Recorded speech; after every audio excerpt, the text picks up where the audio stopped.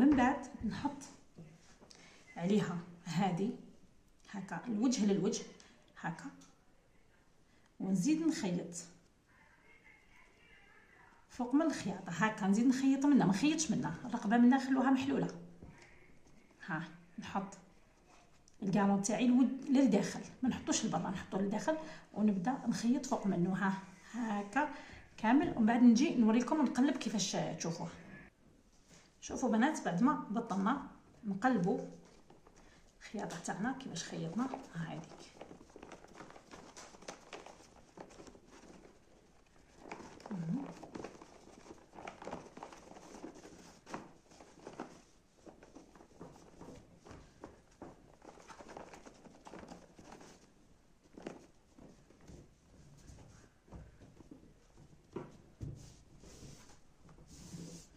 هذه الجهه اللي فيها الفصله ها من الداخل، وانا هذا الكول تاعي يجي هكذا بنات.